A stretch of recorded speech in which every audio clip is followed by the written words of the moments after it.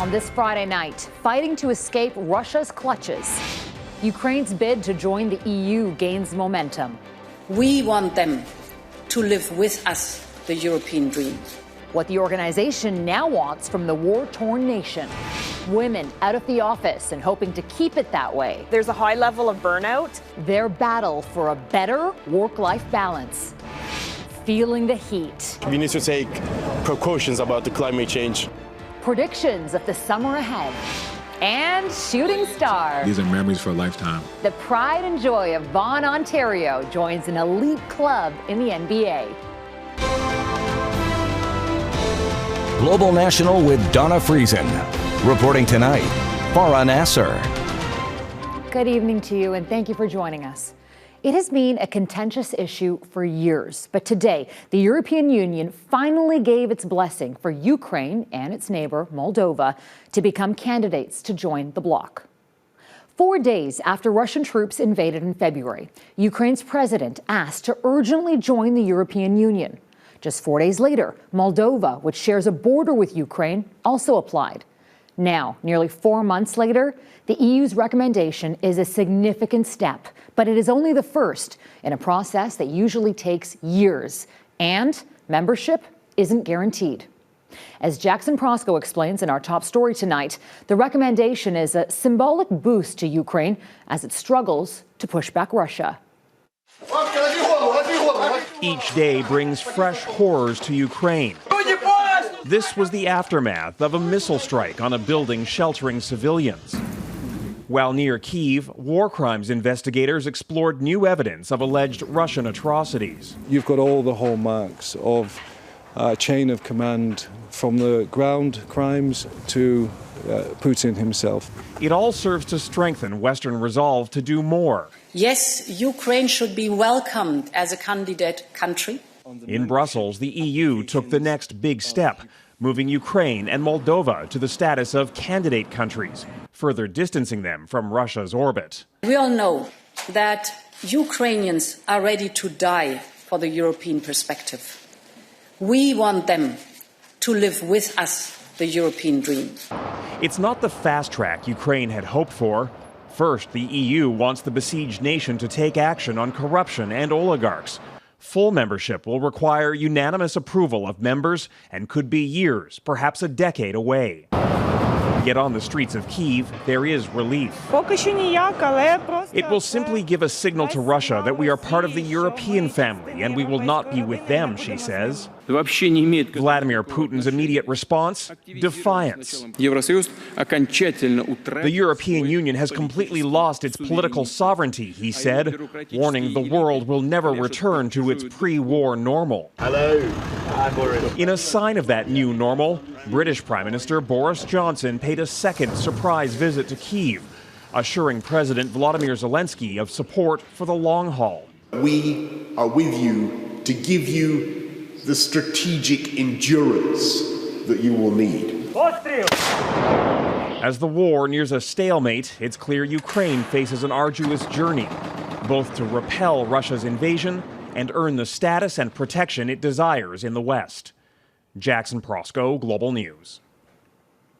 WikiLeaks founder Julian Assange is one step closer to being extradited to the United States, where he faces spying charges.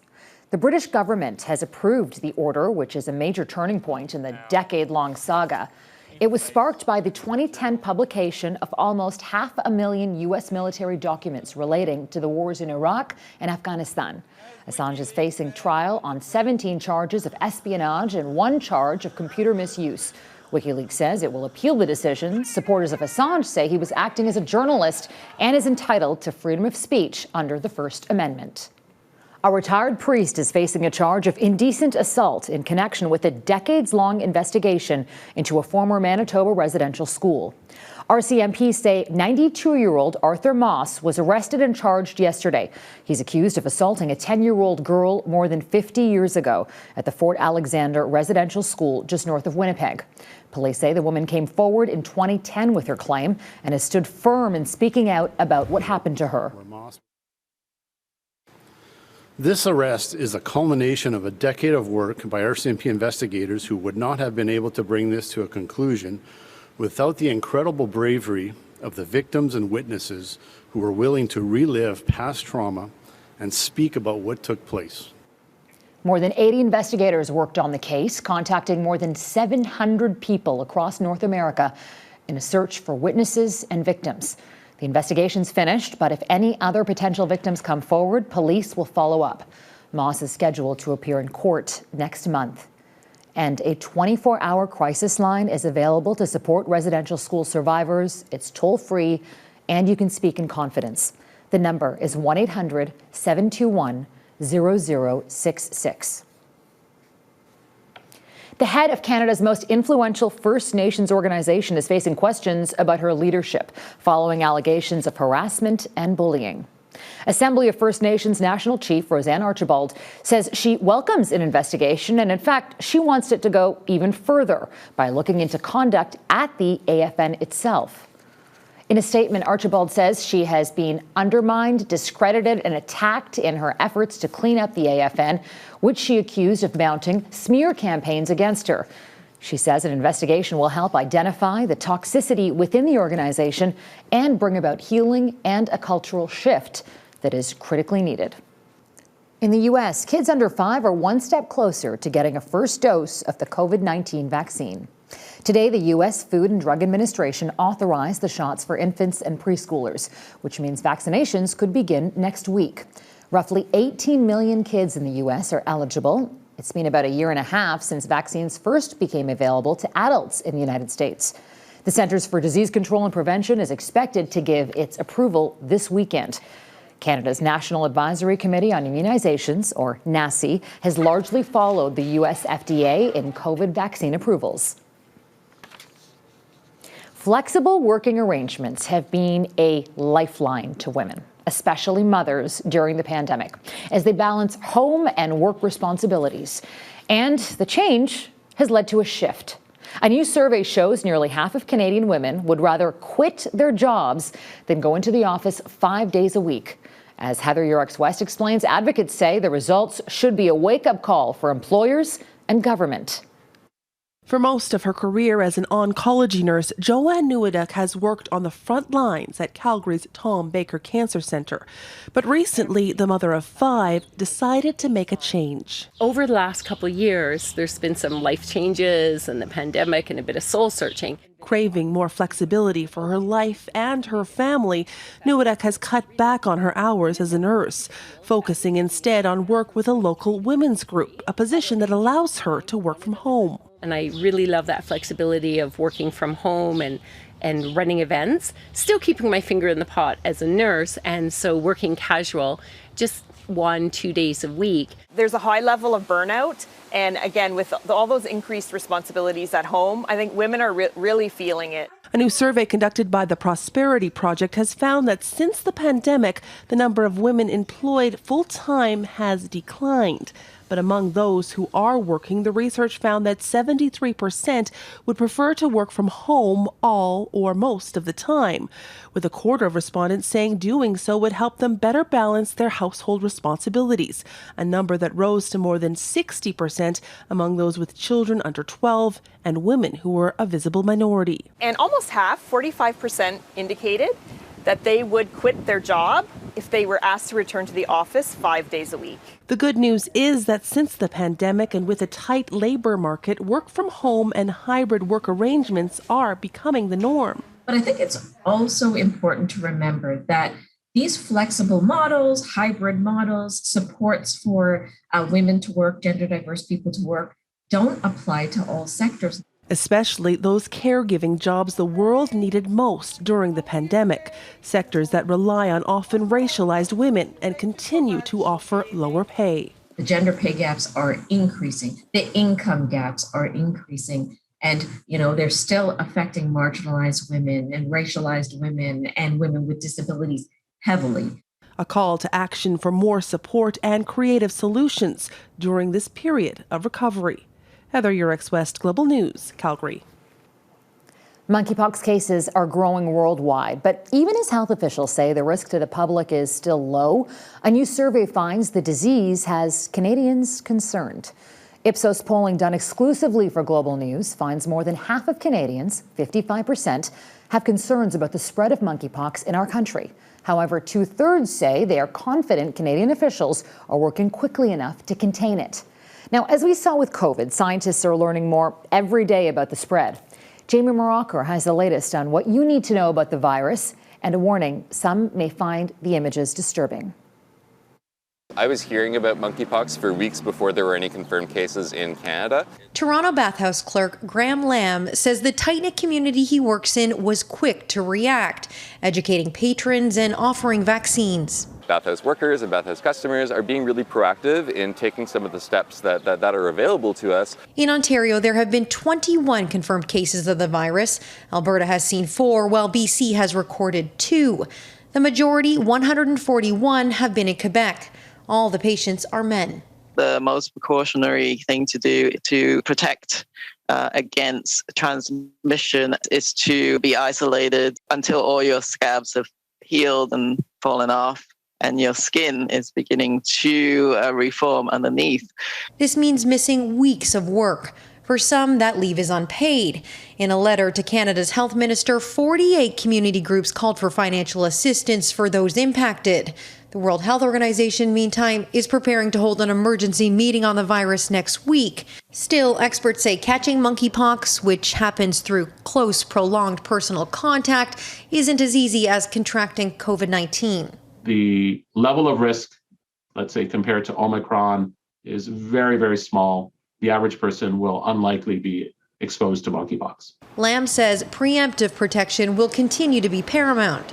Making it more broadly available before you know for sure that you've been in contact is just an easy way to help limit the risk. And head off the spread.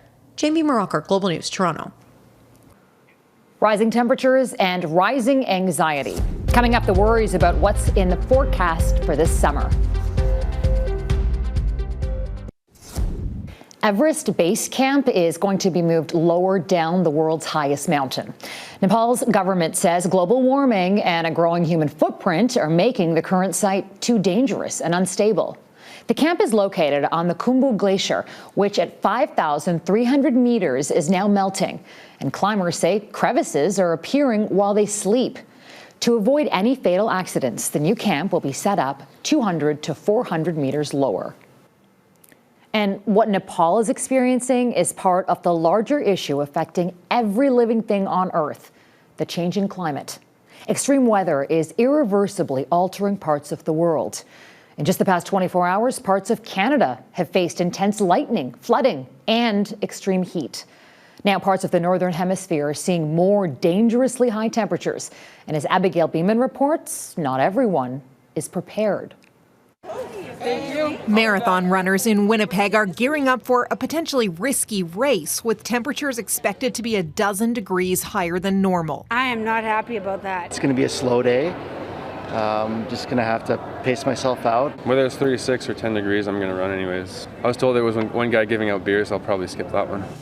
There's already been plenty of wild weather this spring, flooding in Calgary, a deadly storm in Ontario and Quebec.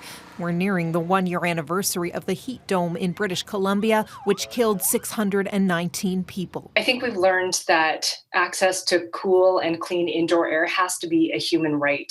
We know that people who didn't have air conditioning, those who were elderly, had chronic diseases, isolated, were those who suffered the highest mortality. Extreme weather is a global problem. This week, the U.S. has seen devastating fires, floods, tornadoes. Friday was the hottest day of the year in the United Kingdom. It's mad the way things are going. We need to take precautions about the climate change sooner than later. France saw 40 degrees Thursday with temperatures not expected to peak until Saturday. We have iced water, so we froze the water overnight and then that'll keep us going today, but we want to rest because we're walking up the Eiffel Tower. Wildfires in Spain, 80 centimeters of rain in China.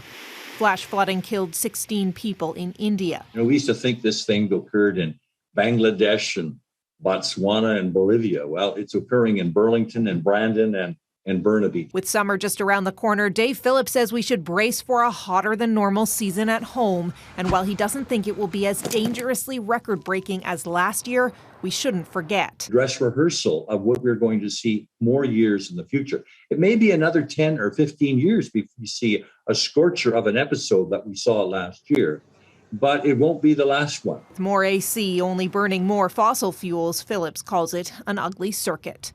Abigail Beeman, Global News, Ottawa. Filipino military officials say 2 militants accused of beheading 2 Canadians have finally surrendered. Robert Hall and John Ridsdale were abducted by Abu Sayyaf gunmen along with a Norwegian and a Filipino from a marina on Samal Island nearly 7 years ago and taken to a jungle camp.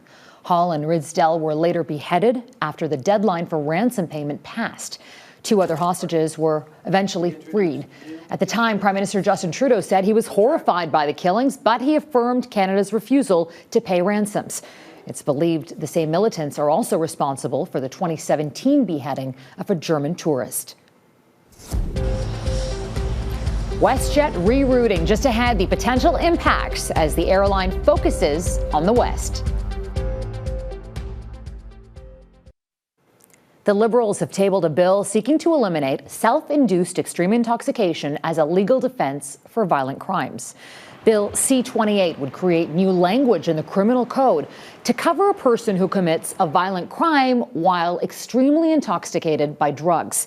In a controversial decision last month, Canada's top court ruled the previous wording of the law, which had eliminated self-induced intoxication as a defense, was unconstitutional. The decision by WestJet to refocus its routes and fleet back to its roots in Western Canada is being met with mixed reaction. Aviation experts expect WestJet to remove services in the Toronto, Montreal, and Ottawa triangle. And as Neetu Garcha reports, there are wider fears about what it could mean for the future of airfares and air travel in this country. WestJet's operations are about to become more true to its name, focusing its fleet on Western Canada. If the idea takes off, it could mean savings for passengers. You pay for what you get. It's about time. We need low-cost carriers here. The airline says half of its new 30 Boeing 787 MAX aircraft will join the fleet this year, and it plans to gradually reposition the existing wide-body Dreamliner fleet to Western Canada, where its most popular routes are. Add more non-stop direct flights between Western Canadian communities while maintaining a presence in eastern provinces. But the airline hasn't established exactly what it means for routes and prices. It's clear Air Canada dominates the East, and Easterners, for some reason, have a wedding or a love affair with Air Canada. And I think WestJet finds it very difficult to penetrate that market. For the airlines that are left traveling to those destinations, they can easily raise fares, and that's not good for the consumer. Everybody is looking for a deal. Now, from the west to the east, there'll be no deals. It'll be just full fare. It'll be fares that people cannot afford. But industry experts say while the pandemic has taken its toll, WestJet's biggest issue is complexity, operating multiple aircraft types and after buying ultra-low-cost carrier Swoop. If you look at the most successful airlines in the planet from a profitability standpoint, they're probably Southwest and someone like Ryanair. And what do they have in common? They only have one aircraft type. They only fly the 737. So every pilot can fly every airplane. Which is how WestJet once operated. I think it's great. I think WestJet needs to compete a little bit in the low fare department, especially with the likes of Flair and Swoop that are taking over. So amid high fuel prices and economic uncertainty, as demand recovers in a vastly different landscape, for this airline, its strategy is going back to the future. Neetu Garcha, Global News. That's Global National for this Friday night. I'm Farah Nasser, and I want to thank you so much for spending part of your evening with us. Tonight's Your Canada is the Halifax skyline. We love seeing your Canada, so please keep sending us those photos to viewers@globalnational.com. Until tomorrow, take care of yourselves and each other. Good night.